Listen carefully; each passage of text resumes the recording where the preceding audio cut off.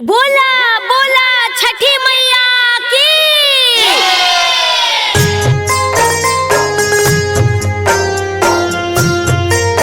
Ganga studio Ara.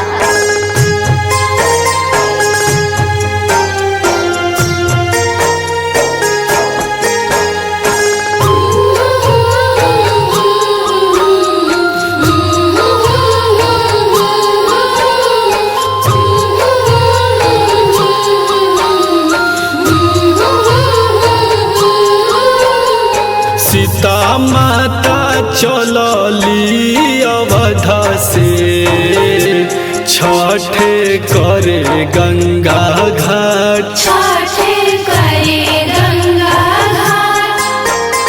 छठी माई के घटिया सुहावन जहवा अहे दीनानाथ।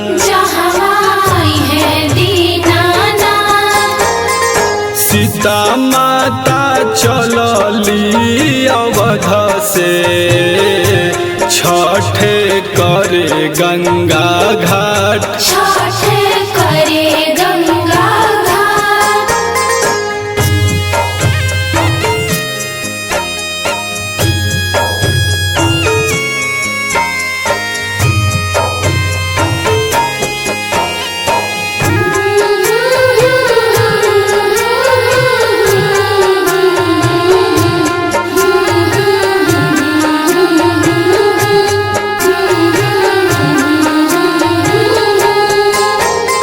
संघे संघे अइले भैया लक्ष्मण, संघे अइले श्री राम।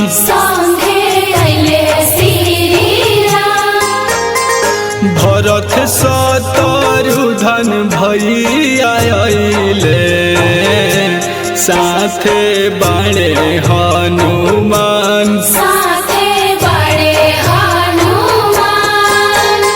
सीता माता चलली अवध से छठ करे गंगा घाट।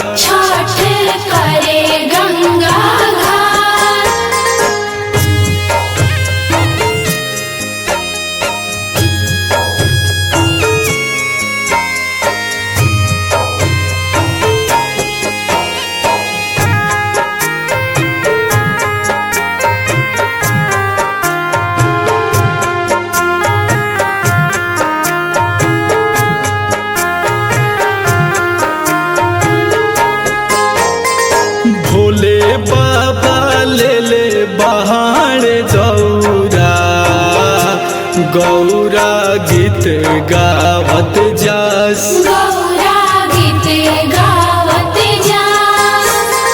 पीछे पीछे कार्तिक गणेश जी, झूमत नाचत खेलत जास। सबसे पावन परबिया, एही से करे संसार।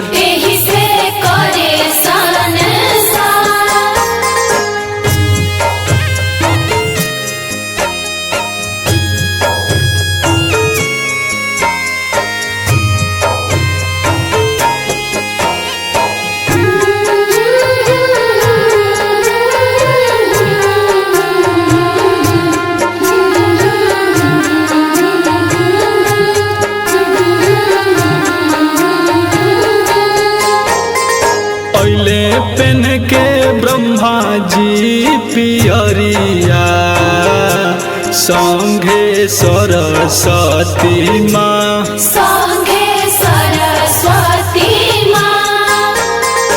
विष्णु जी ले ले बाणे उखिया, लक्ष्मी जी गीत गावत जास।